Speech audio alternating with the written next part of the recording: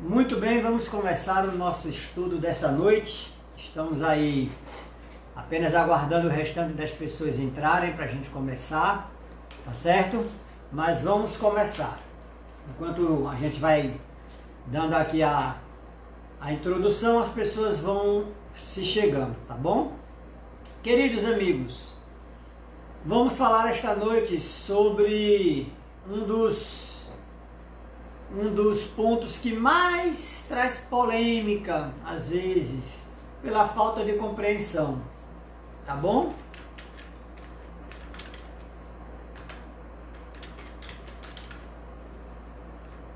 Deixa eu só mandar esse...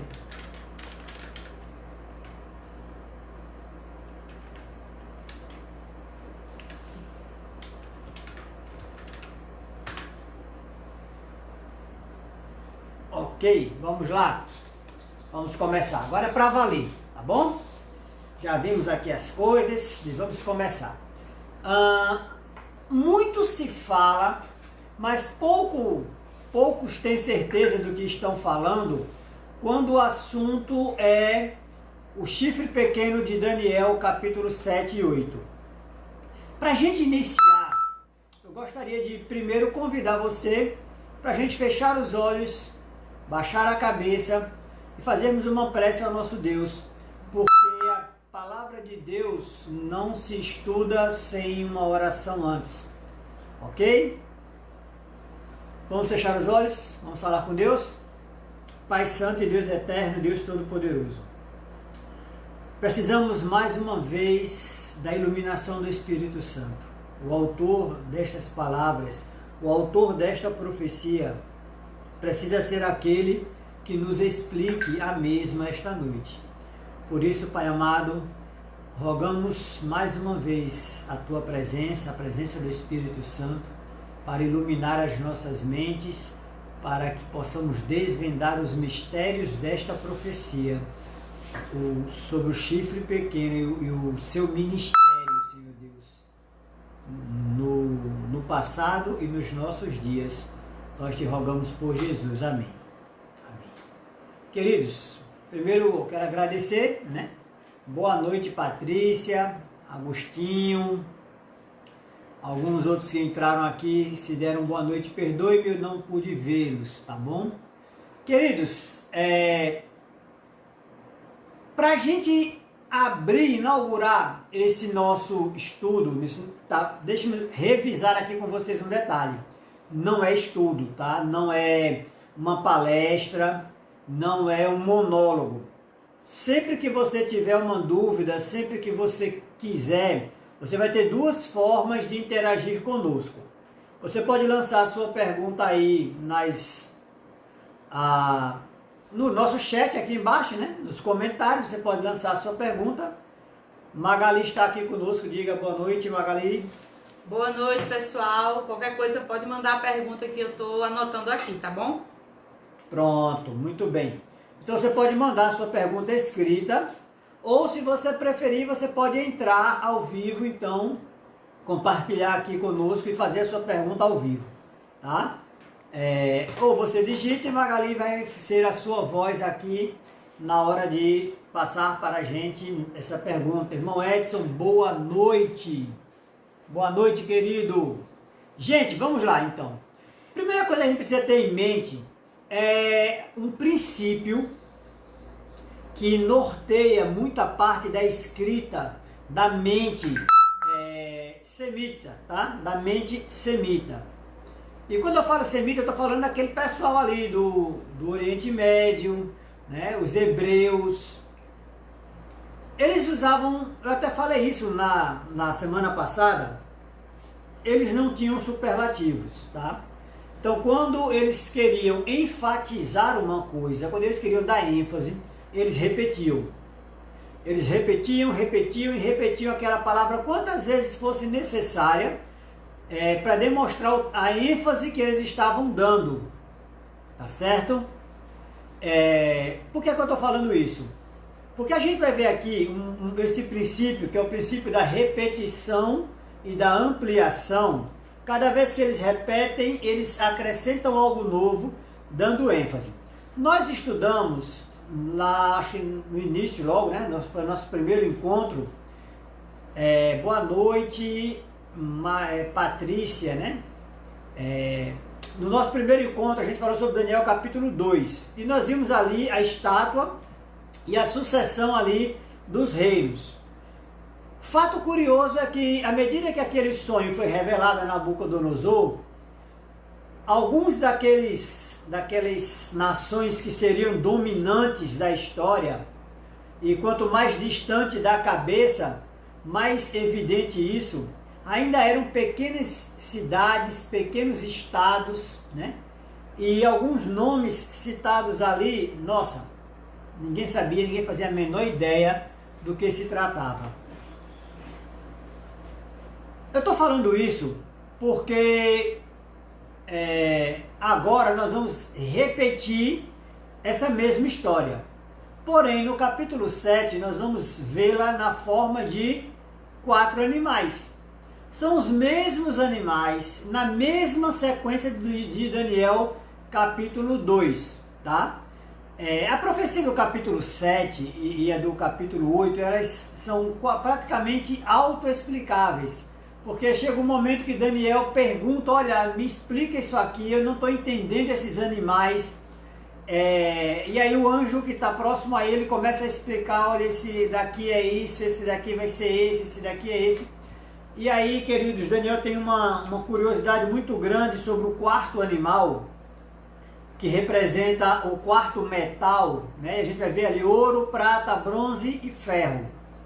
O quarto animal é terrível, Daniel não consegue fazer nenhuma similaridade, porque ele vai dizendo ali, olha, é um leão com asas de águia, o outro é um leopardo com cabeças e, né, um urso, e aí ele vai descrevendo ali. Mas quando chega no quarto animal, ele não sabe dizer o que é. Ele diz que é uma besta, é um monstro, ele não sabe descrever. Daniel não consegue comparar aquele animal a nada que ele conhecesse. Era terrível, dentes de ferro, quebrava tudo, pisava tudo, tinham 10 chifres. Curiosamente, a estátua com os pés de barro e ferro tinham 10 dedos. Daí você já consegue fazer uma similaridade, né? Você consegue fazer as ligações. Jeane Carvalho, graça e paz, querida, boa noite para você. É muito bom ter você aqui com a gente, viu? Se você tiver dúvida, qualquer dúvida, você pode ou digitar, ou gravar um áudio, alguma coisa assim, manda para cá se você não entender alguma coisa, se quiser que a gente repita, tá bom? Não é monólogo, é um diálogo, vocês podem falar aí à vontade, tá? A gente vai vendo aqui e vai respondendo para vocês, tá bom? Vamos lá então. No meio desses 10 chifres, algo curioso acontece. Daniel está olhando e 3 chifres são arrancados e um pequeno chifre sai no lugar daqueles 3. E quando ele pergunta ali, vamos ver aqui, vamos abrir a Bíblia, tá? Daniel capítulo 7. Vamos lá, Daniel capítulo 7. Vamos lendo aqui e a gente vai interagindo aqui, tá certo? Vamos lendo, para a gente ir compreendendo melhor. Nós vamos começar a ler a partir do verso 20. Tudo que eu falei aqui antes, você vai ver no capítulo 7, do 1 até o 20. Só uma curiosidade. Do 1 até o verso 8, do 1 ao 8, você tem a descrição dos 4 animais. O verso 8 diz assim: estando eu observando os chifres, vi que entre eles subiu outro chifre, pequeno, e 3 dos primeiros chifres foram arrancados diante dele. Neste chifre havia olhos como os olhos de homem e uma boca que falava com arrogância. Agora, o contexto do capítulo 7, para você entender, vai estar justamente nos versos 9 e 10. Por quê? Porque o contexto aqui é contexto de juízo. Tá? Você tem que entender isso. O contexto aqui agora é juízo. Deus vai fazer juízo a essas nações, em especial as últimas 10 e ao chifre pequeno. Olha o que diz o verso 9. Eu continuei olhando, até que foram postos uns tronos, e um ancião de dias se assentou. A sua veste era branca como a neve, e o cabelo da sua cabeça como lã puríssima. O seu trono era de chamas de fogo, com rodas de fogo ardente. Um rio de fogo manava e saía de diante dele. Milhares de milhares o serviam, e milhões de milhões estavam diante dele. Assentou-se o tribunal, e abriram-se os livros. Essa descrição que Daniel está fazendo aqui, daquele que está sentado sobre o trono, é muito, mas muito similar, muito próxima da descrição que João faz no capítulo 4 de Apocalipse, de Deus assentado em seu trono. A comparação ali das vestes, do cabelo, da estrutura do trono é muito parecida. Então você vê como esses livros eles são muito próximos, Daniel e Apocalipse. Tá? E esta cena aqui agora é de julgamento. O capítulo, o verso 10, ele termina justamente com um tribunal assentando-se. Tá? Assentou-se o tribunal. Boa noite, Caleb. Tudo bom com você? Muito bom ter você aqui com a gente, viu? Muito bacana mesmo. Vamos continuar. Então, esse é o contexto. É um julgamento. E quem será julgado nesse momento? Daniel tem a visão descrevendo os animais. A visão é interrompida porque a atenção de Daniel agora é voltada para outro momento. Para o tribunal que está sendo assentado. Assentou-se o tribunal. E agora, queridos, Daniel então volta para descrever o que vai acontecer. Ele diz aqui no verso 13, eu estava olhando nas minhas visões da noite e vi que vinha nas nuvens do céu um como filho do homem. Ele se dirigiu ao ancião de dia e o fizeram chegar até ele. Deixa eu falar uma coisa aqui. Esse termo, filho do homem, ele só vai ser usado para duas pessoas, em dois momentos bem distintos. Ezequiel é chamado de filho do homem. Se você for lembrar, acho que talvez a profecia mais clássica de Ezequiel, né? Profetizando ali para os vale de ossos, né? Filho do homem, fala. Então, Ezequiel é chamado de filho do homem. E o próprio Cristo é chamado de filho do homem. Ezequiel não está no céu. Porém, descendo nas nuvens, Daniel está vendo um semelhante ao filho do homem. Então, neste momento em que o tribunal está assentado, Cristo entra em cena, tá? Nesse momento de julgamento. Por que você quer Cristo? Porque o verso 14 vai descrever exatamente toda a autoridade que Cristo tem sobre nós e sobre a terra e o universo. Olha o que diz o verso 14. Foi-lhe dado o domínio, a honra e o reino. Todos os povos, nações, línguas o adoraram. O seu domínio é um domínio eterno, que não passará, e o seu reino, o único que não será destruído. Quanto a mim, Daniel, o meu espírito foi abalado dentro do corpo, e as visões da minha cabeça me espantaram. Cheguei-me a um dos que estavam perto e pedi-lhe a verdade acerca de tudo isto. E ele me disse e fez-me saber a interpretação das coisas. Estes grandes animais, que são quatro reis, que se levantarão da terra. Os santos do Altíssimo, porém, receberão o reino e possuirão o reino para todo sempre. e de eternidade em eternidade. Olha que curioso. Daniel viu toda aquela cena, viu quando Cristo desceu nas nuvens, se dirigiu ao Pai que está sentado no trono, e aí Daniel ficou perturbado. Daniel está tendo um sonho, essa visão da noite é um sonho, tá? Daniel está tendo uns sonhos, uma visão em forma de sonho, se é que a gente pode falar assim. E aí o que acontece, queridos? Ele agora para e pergunta ao anjo que está próximo a ele, que explique para ele. O anjo dá uma explicação muito sucinta, mas muito rápida. Olha, esses 4 animais são 4 reinos. Aí lembra da pedra que rola sem auxílio de mãos, e essa pedra ela cresce, se transforma numa montanha, domina o mundo, e essa pedra é eterna. Aí o anjo agora vai dizer assim, mas o reino vai ser entregue aos filhos do Altíssimo, e olha, Daniel será eterno. O anjo não está preocupado com aqueles reinos. A preocupação do anjo é em falar para Daniel como o reino de Cristo será belo e eterno.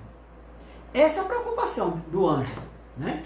Aí agora o que acontece? No verso 20, vamos agora para o verso 20.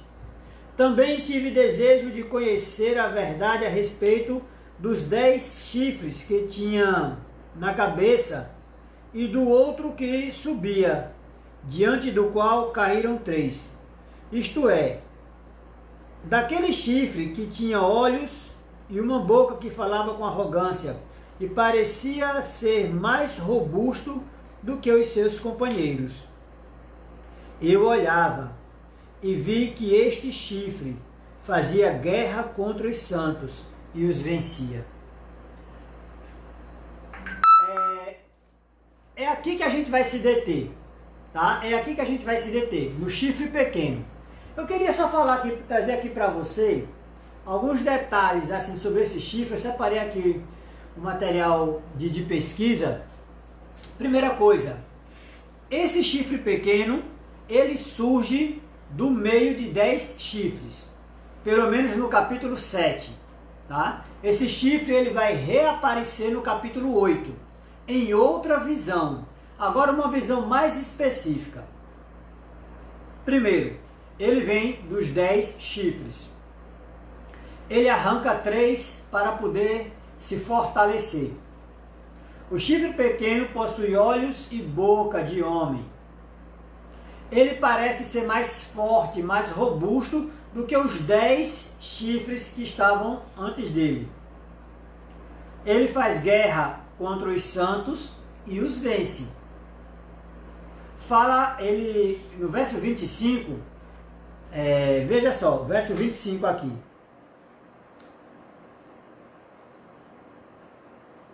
Proferirá palavras contra o Altíssimo, destruirá os santos do Altíssimo e tentará mudar os tempos e a lei.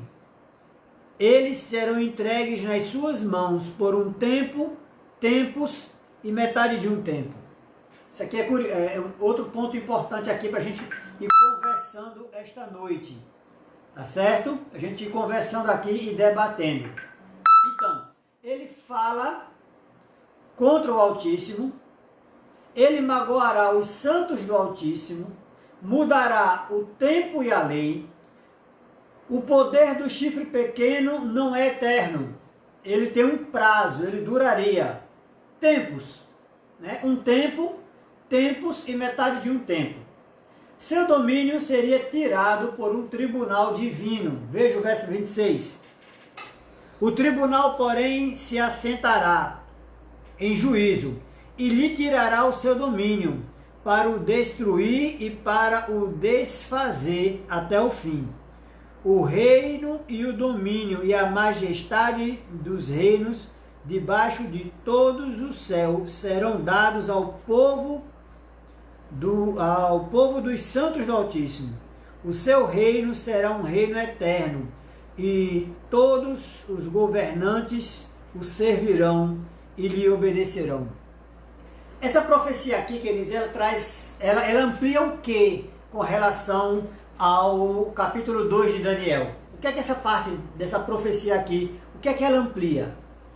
Ela vai me trazer aqui dois elementos. Lá eu só tinha o fato de que a Europa não se uniria. Eu tinha as pernas de ferro e parte barro e parte ferro. Parte barro e parte ferro queria dizer que o domínio de Roma ainda persistiria por algum tempo no meio da Europa.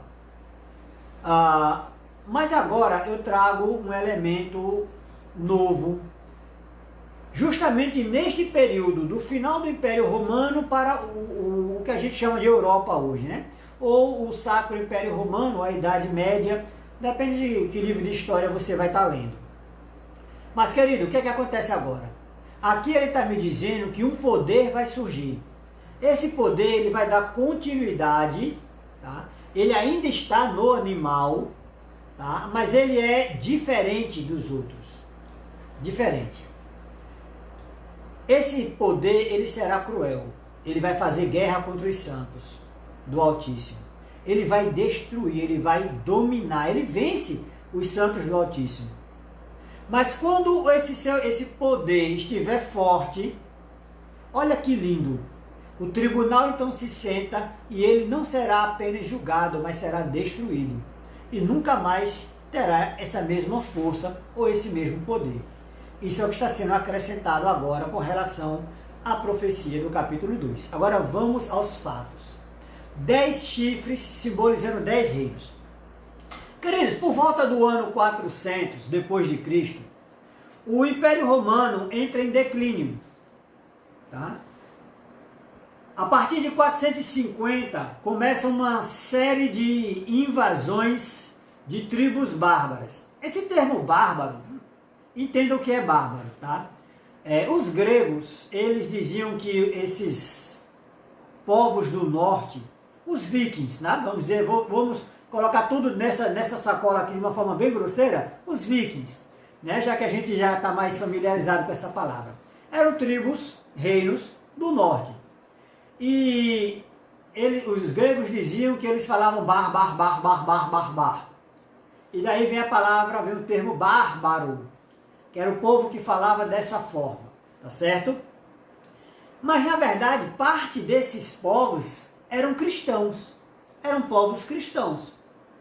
Eles eram arianos, tá? Cristãos arianos. Aí eu vou ter os alemanos, eu vou ter os érulos, eu vou ter os visigodos, os burgundos.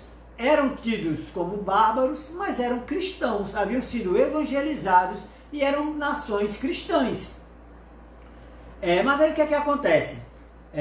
Há uma sucessão de invasões. E aí eu vou ter 10 tribos que conseguem se estabilizar no reino, no território que era o antigo Império Romano do Ocidente. Nesse meio tempo, o Império Romano já dividiu, tá? Eu tinha o Império Romano do Ocidente e o Império Romano do Oriente. Um com sede em Roma, o Ocidente, e o outro com sede em Constantinopla, o Império Romano do Oriente. Tá certo? Duas capitais e praticamente 2 impérios. Ainda era o mesmo Império Romano, porém tinham 2 imperadores em situações bem distintas. Essas invasões são justamente no Império do Ocidente. E aí eu tenho os francos, os suevos, os visigodos, os vândalos, os ostrogodos, os lombardos, os alemanos, os anglo-saxões, os érulos, tá? Que conseguiram conquistar territórios dentro do que era o Império Romano do Ocidente. 10 reinos ao todo. Porém, queridos, o que é que acontece? Em um determinado momento, o rei dos érulos, tá? Eu não vou me lembrar aqui o nome dele, deixa eu ver aqui se eu tenho esse nome. Me permitam aqui uma pesquisa rápida, tá? Só para ver se eu lembro aqui o nome deles. Odoacro. Isso, Odoacro, lembrei, Odoacro. Odoacro, ele é o o rei dos Érulos, e o que é que ele faz? Eles cercam Roma.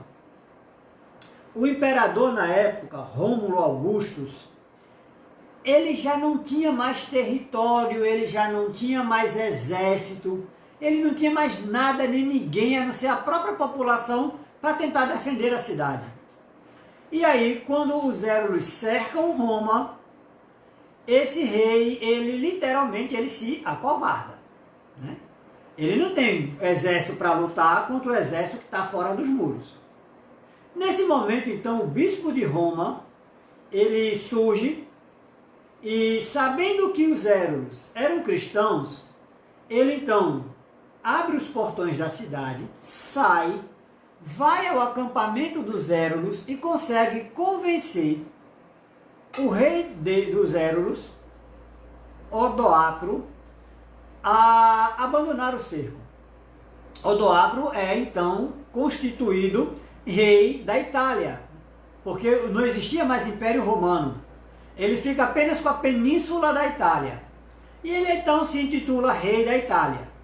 Porém, o bispo de Roma, retornando para a cidade, ele garante a segurança da cidade. Roma não seria destruída, não haveria mortes, nem carnificina, nem derramamento de sangue.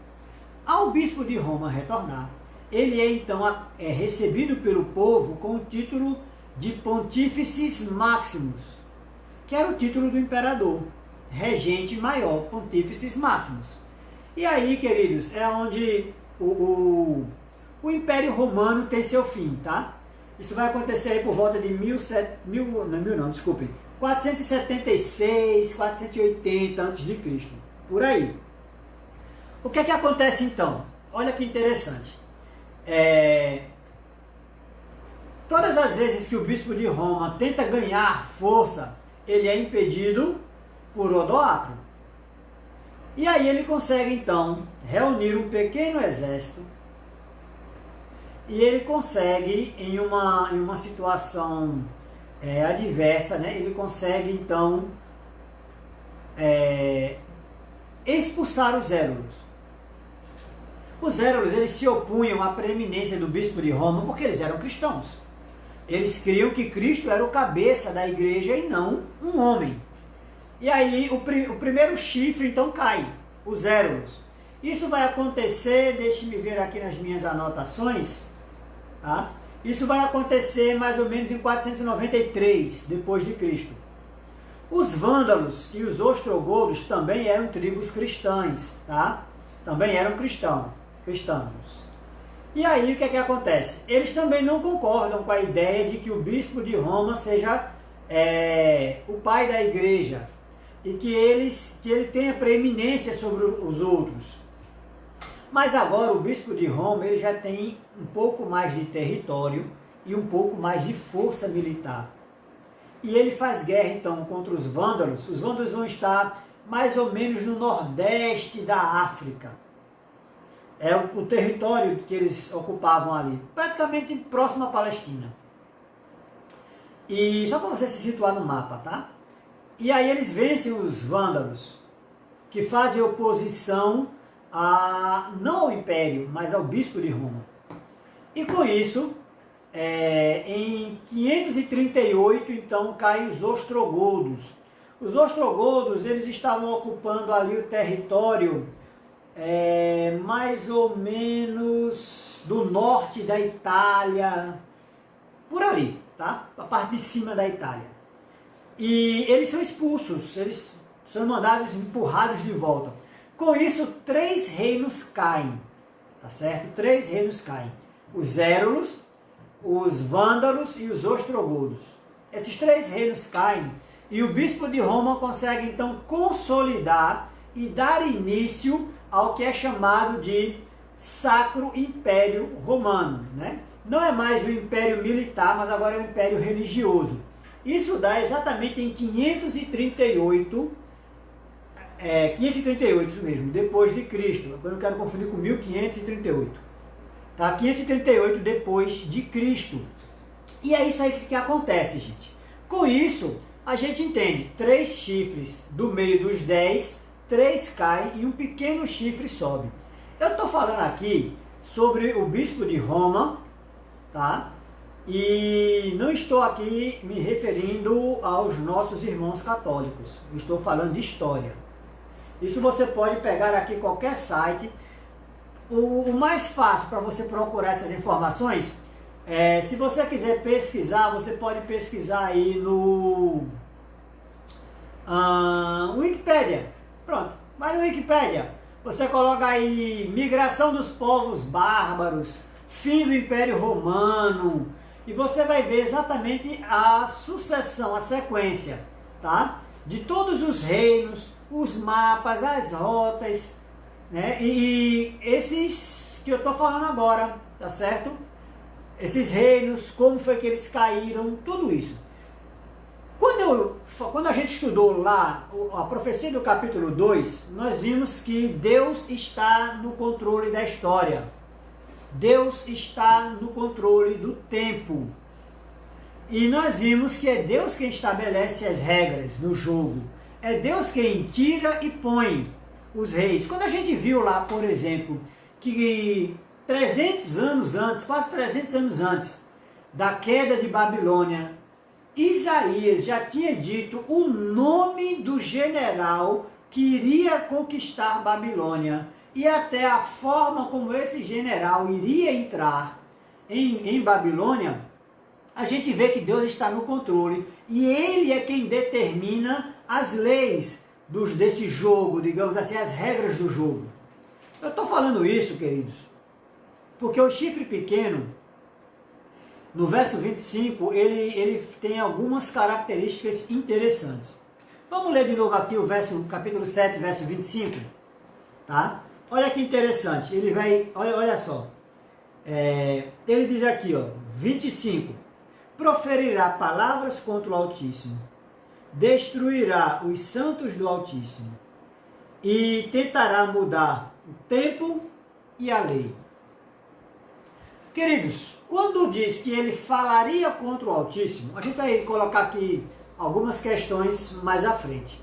Mas quem está no controle do tempo? Deus. Não é isso? Deus está no controle do tempo. Deus não é um Deus que criou a terra e abandonou a terra. Deus está no controle, Ele está cuidando, Ele está organizando a história. Mas o chifre pequeno tentaria interferir nisso, tentando mudar o tempo. Dos papas antigos, Gregório I, ou Gregório o Grande, é o que mais destaque merece. Primeiro, pelo calendário gregoriano, que é o calendário solar. Até então, queridos, antes e depois de Cristo não existia. Não existia. O que nós tínhamos eram algumas datas em referência a outros reinos.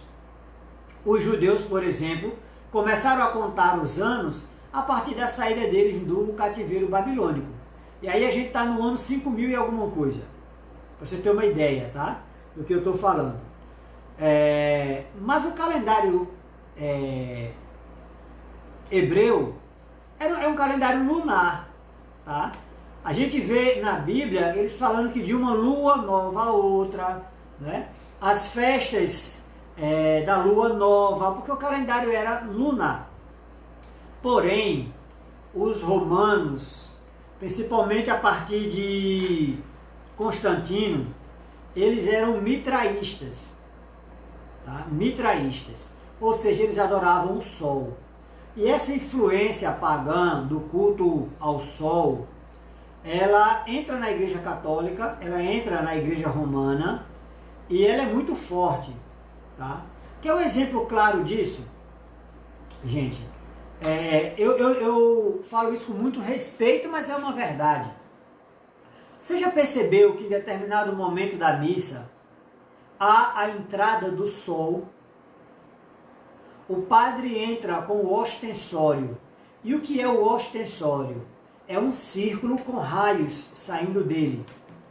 Se você mandar qualquer criança desenhar o sol, ela vai desenhar o ostensório.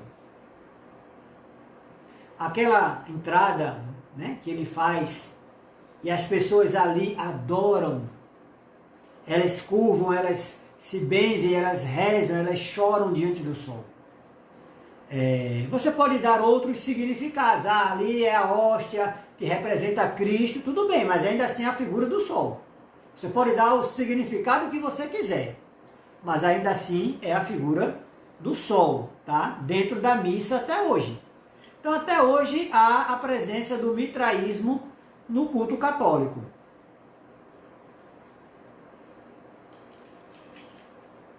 Deixa eu molhar aqui a garganta, tá? Me permitam.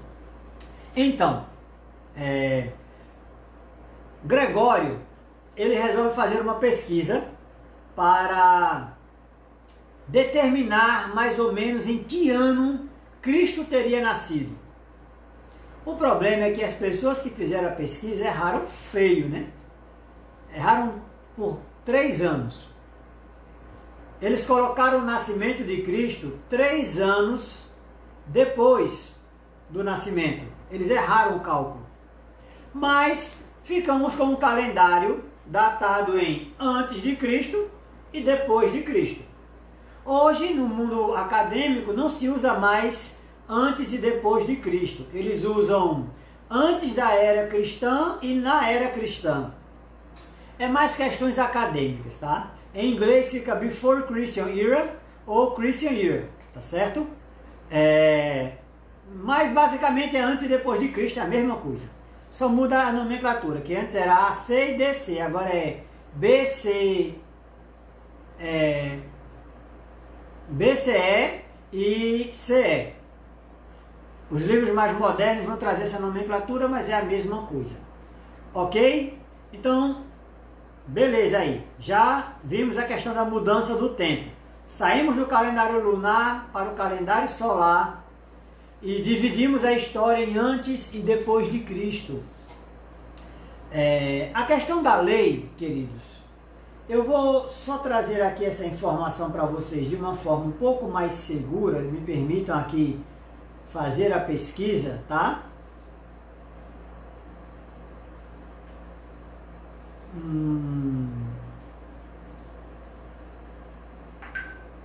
Deixa eu só colocar aí.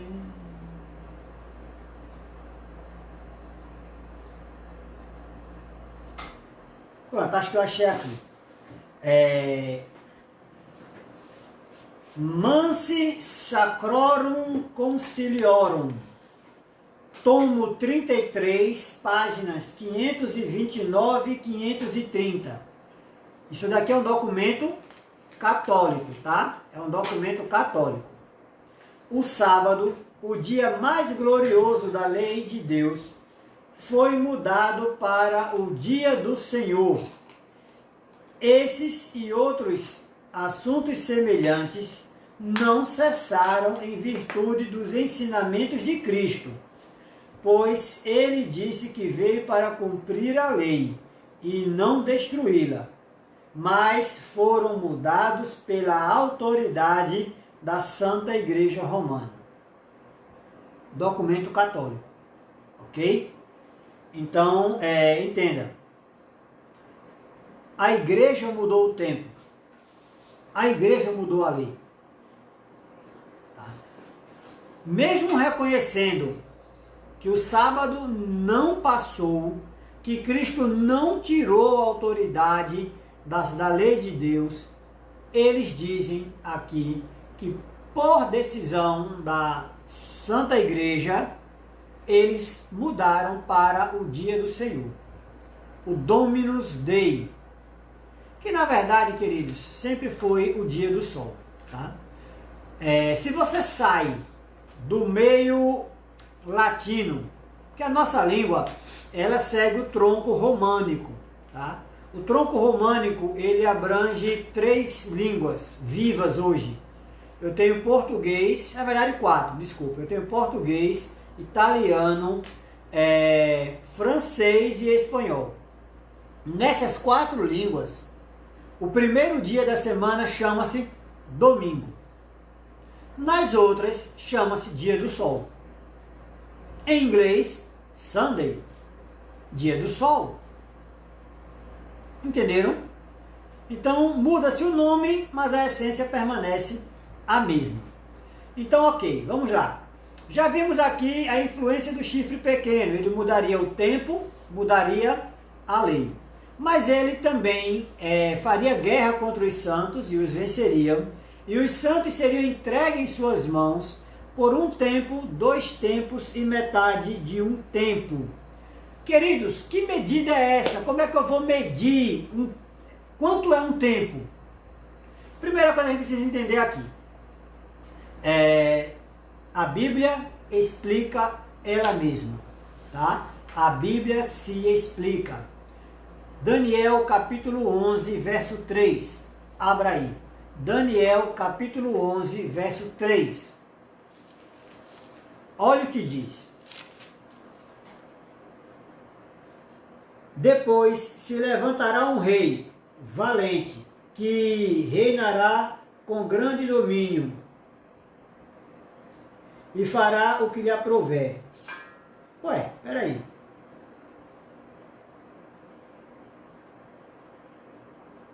Eu errei aqui. Não é Daniel capítulo 11, verso 3 não, gente. Um minutinho só aqui que eu errei, tá?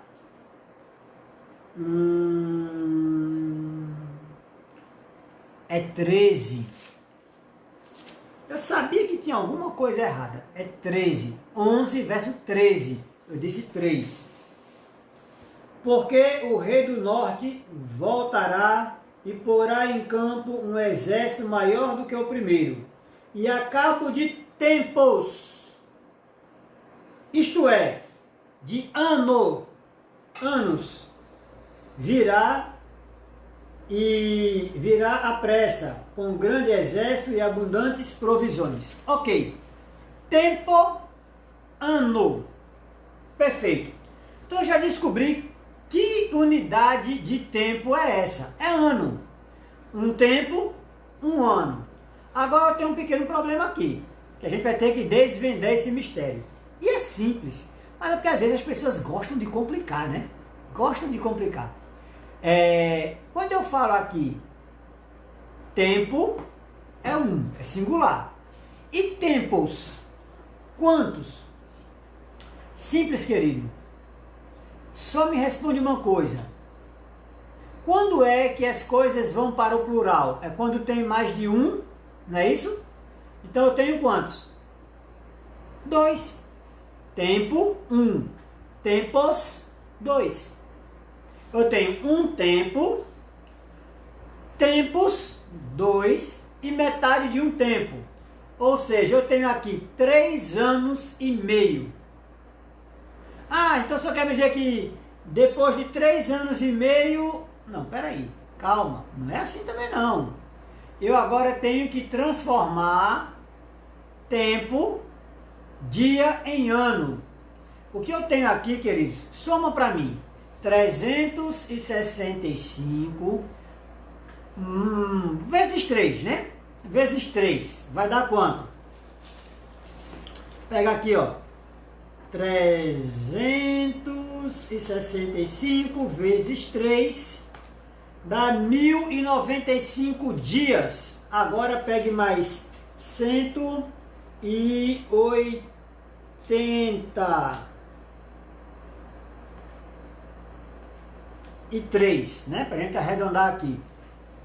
Metade, 6 meses, 183 dias. Eu tenho 1268, 1260, para a gente arredondar, para não ficar com muita disparidade, tá certo? Então eu vou ter aqui tempo, tempos e metade de um tempo, 1260 anos, tá bom? 1260 anos. Não é isso mesmo? 1260? Fechou a conta? Para a gente arredondar, 3 anos e meio. Pegar aí 3,5 vezes 365. 1260. Ok. O que isso quer dizer? Isso quer dizer que os cristãos, o povo santo, o povo do Altíssimo, estaria na mão do chifre pequeno para sofrer por 1260 anos. Durante 1260 anos, o povo cristão deveria sofrer nas mãos do chifre pequeno. Aí você vê lá no verso 26 e diz que depois disso daí, então, senta-se, o tribunal então se senta, ele é julgado e condenado e destruído. Glória a Deus por isso. Mas o que é que eu quero que você entenda? O último império, o último reino, a fazer oposição a Roma, ao bispo de Roma, a não aceitá-lo como pai da igreja, como papa, como líder supremo, foram os vândalos. E os vândalos, deixa eu ver se foram os vândalos mesmo. É isso mesmo? Desculpe, os ostrogodos. Os do norte da Itália, lembram? Os ostrogodos. Ok. Sim, os ostrogodos, lembrei. A cabeça dela que falha. E aí o que é que acontece então?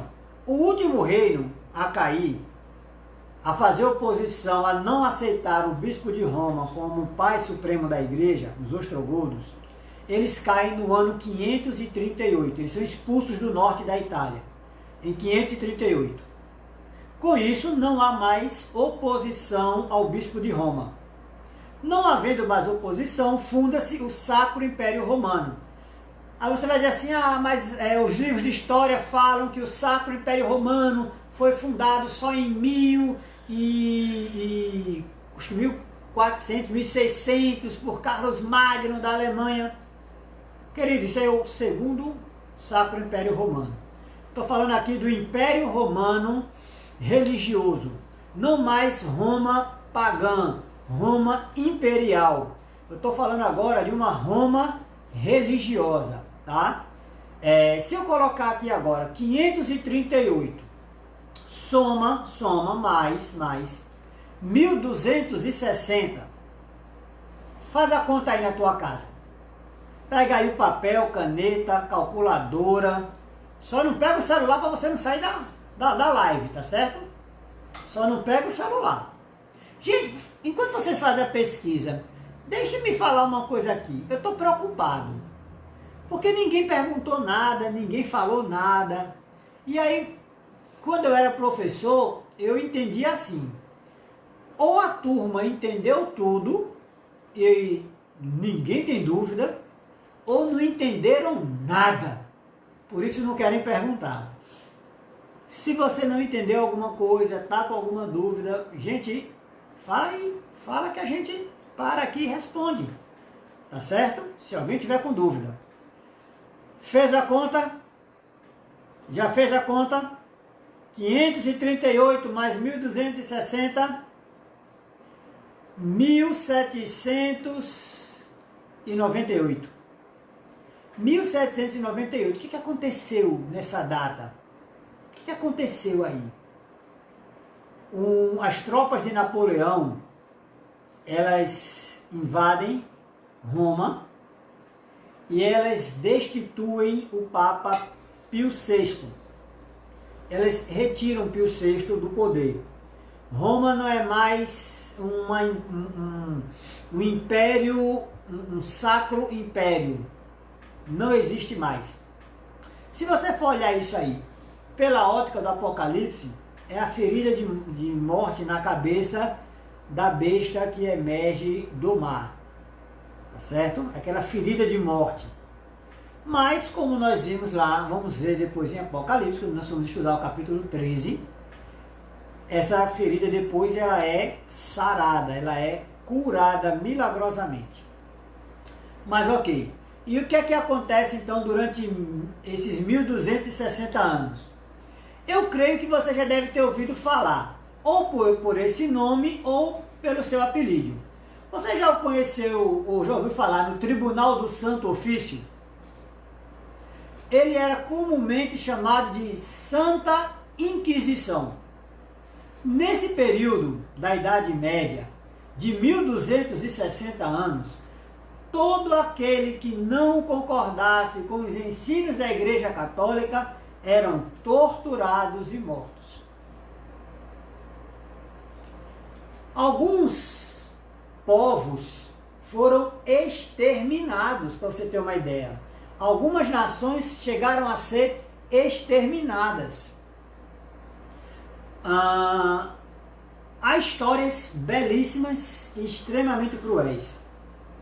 Se é possível achar beleza em meio à crueldade, né? Mas eu queria destacar aqui rapidinho o Valdo, né? Valdo e os seus descendentes. Valdo era um cristão. Valdo não conseguia aceitar, não conseguia achar na Bíblia explicação para que a igreja romana estivesse vendendo a salvação, vendendo perdão, né? Através das indulgências, e não aceitava a ideia de que o bispo de Roma fosse a autoridade máxima da igreja. Ele achava que Cristo era a cabeça da igreja. Na verdade, queridos, Valdo, ele era descendente dos Hérodos, né? Lembra que eles eram cristãos, arianos. Então, Valdo e ali a vila onde ele morava ficaram conhecidos como os valdenses. Eles foram duramente perseguidos pela igreja romana, ao ponto de que foram exterminados. O momento em que os valdenses, como eles eram chamados por causa de Valdo, eles foram assassinados de duas formas. Como a região do norte da Itália, dos Alpes, né, fazendo fronteira com a Suíça, com a Alemanha, os Alpes, as montanhas, as cadeias de montanhas, muitos deles foram empurrados dos penhascos embaixo, ou quando tentavam se esconder nas cavernas para fugir dos soldados, o que era que eles faziam? Acendiam fogueiras nas portas das cavernas, colocavam bastante folhas para que o ar dentro da caverna ficasse impregnado de fumaça e eles morressem sufocados. Né? Para você ter uma ideia, alguns valdenses conseguiram fugir da Europa e vieram para a Argentina. E na Argentina há uma igreja valdense, ainda uma igreja construída pelos descendentes dos valdenses na Argentina, maravilhosa. Eu já vi fotos. Um dia, se eu conseguir juntar dinheiro, eu quero ir na Argentina para conhecer essa igreja, ir no sul do país, conhecer a primeira igreja adventista lá em Gaspar Alto. Algumas curiosidades, algumas coisas que eu tenho vontade de conhecer aqui na América do Sul. Mas então, voltando aqui ao nosso assunto, essa é a situação, queridos. Os santos ficariam nas mãos do chifre pequeno por um tempo, 2 tempos e metade de um tempo. Como eu falei, Pio VI, então, no ano de 798, ele é preso. Na verdade, ele é mantido no exílio. Ele morre no ano seguinte e entra Pio VII. Né? O Papa Pio VII, esse sim, é levado para o exílio, é exilado em Lyon, na França, e ele vai ficar lá até morrer, e aí o papado perde força, perde todos os bens que possuíam e a força que tinha. Isso só vai ser restaurado por volta do ano de 1940, 30 e poucos. Eu não vou lembrar agora se 37, 36, por aí, tá? Que é quando cria-se o Estado Independente do Vaticano, quando Mussolini cria o Estado Independente do Vaticano, e então o Papa é reconduzido à situação de chefe de Estado, né? E depois confirmado isso após a Segunda Guerra Mundial. Mas o que é que eu quero concluir dessa parte aqui? E olha que a gente só falou até agora a metade, viu, gente? Eu acho que amanhã é que a gente vai dar continuidade a esse assunto. Amanhã eu vou falar sobre o capítulo 8. Eu não vou me prolongar mais agora, só tenho 1 minuto. Entrem pontualmente às 8 horas. Se você entrar às 8 horas amanhã, vai ser melhor, que a gente ganha mais tempo. Eu hoje comecei praticamente 8h10. Eu perdi 10 minutos aqui, tá, enquanto esperava por vocês, tá bom? Mas então, Em suma, após 1806, que é quando, aliás, desculpe, 1798, 99, e eu falei 1806 porque é quando o Papa Pio VII então, é levado para Lyon, na França. Mas a partir daí, queridos, lembre-se, o tribunal se sentou para julgar o chifre pequeno. E o que isso significa? Por volta ali de 1810, começam a surgir os movimentos de reavivamento espiritual. O povo começa a se voltar mais para a Bíblia, agora que não havia mais a perseguição do Sacro Império Romano aos cristãos. E você vai ver aí, queridos, momentos da história terríveis. A noite de São Bartolomeu, na França, onde aproximadamente 30 mil pessoas foram assassinadas em uma noite porque eram cristãs, porque não concordavam com os ensinamentos católicos, ou essa noite de São Bartolomeu, né, que chamam, e alguns outros momentos terríveis da história. Mas aí, em 1810, começam os movimentos de reavivamento. 1930, você tem a chuva de estrelas, um daqueles sinais lá de Mateus 24 que aconteceriam no mundo físico, né? Que a gente estudou lá, eu acho que eu nem sei se eu cheguei a citar esses três fenômenos: o escurecimento do sol, a lua em sangue e a chuva de estrelas. Mas em 1830 acontece uma grande chuva de estrelas no hemisfério norte. Durou 4 horas, algo que não acontece normalmente. Chuvas de estrelas duram minutos, essa durou horas, tá certo? Foi uma madrugada inteira, por isso que ela se destaca. Isso identifica como o início do tempo do fim. E no fim do tempo do fim, será executada a sentença contra o chifre pequeno, tá bom? Mas isto é um assunto para o nosso próximo encontro, que será amanhã. Amanhã nós vamos estudar o chifre pequeno no capítulo 8 de Daniel, tá certo? Espero que vocês tenham gostado. Infelizmente vocês não falaram. Eu vou fazer assim agora, eu vou dar 3 minutos, tá certo? Perguntas, dúvidas, curiosidades, comentários, o que vocês quiserem. Eu vou estar aqui à disposição de vocês agora para o que vocês quiserem falar. Alguém quer perguntar alguma coisa? Eu estou aqui para responder. Se eu não souber, eu tento responder amanhã. Posso começar respondendo a sua pergunta se eu não souber a resposta. E aí, gente? Alguém quer perguntar alguma coisa? Eu estou vendo muitos likes, mas ou vocês aprenderam tudo ou não aprenderam nada. E aí, gente? Querem perguntar?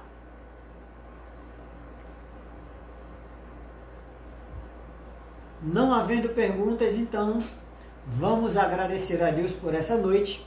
Foi um prazer imenso estar com vocês.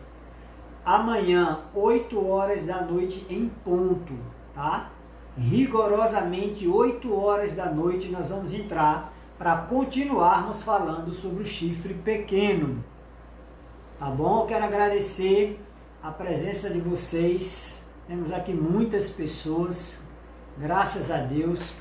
Espero que vocês possam, se quiserem, desejarem depois, mandem aí mesmo no Facebook sua pergunta. Se quiser mandar pelo WhatsApp, pode me mandar pelo WhatsApp também, tá certo?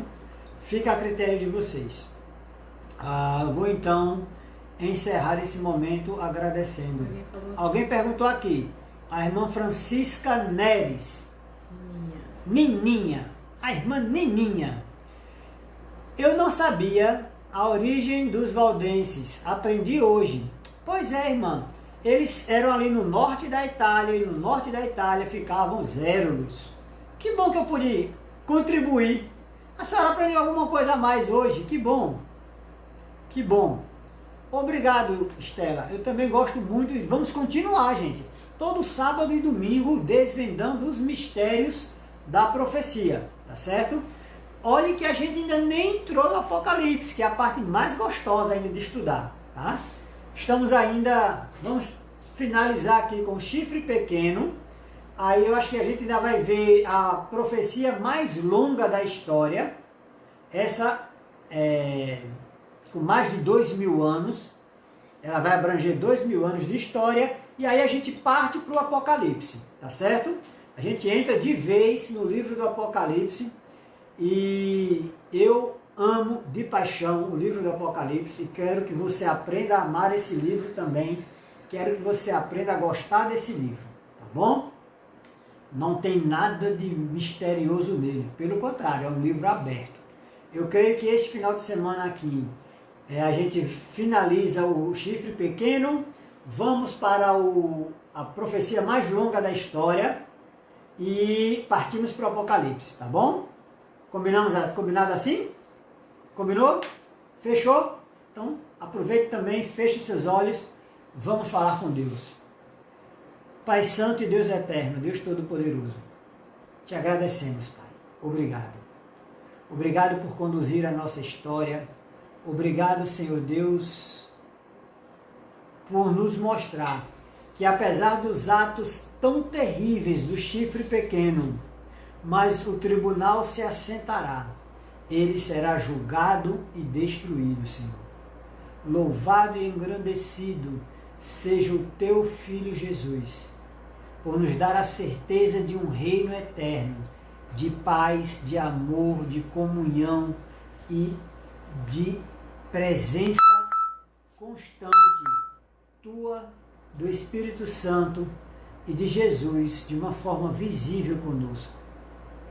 Oh Pai, como nós ansiamos o dia em que não iremos mais ver em espelho, mas nossos olhos se abrirão para contemplarmos o rosto daquele que está sentado na nuvem. Que bênção é para nós sermos chamados cristãos. Obrigado, Senhor Deus.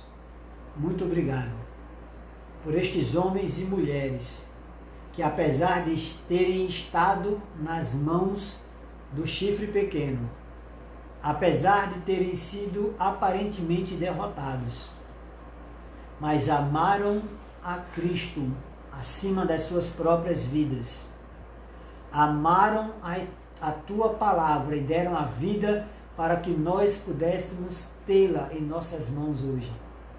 Fica conosco, nos dá agora uma noite de paz e tranquilidade na tua presença, Senhor, na presença dos santos anjos, e amanhã às 8 horas da noite, que possamos nos reunir novamente nessa página, nessa sala virtual, para desvendarmos a segunda parte da profecia sobre o chifre pequeno. Nós te agradecemos em nome e por amor de Jesus. Amém. Amém. Querido, que Deus te abençoe. Até amanhã, tá? Fica com Deus. Tchau, tchau.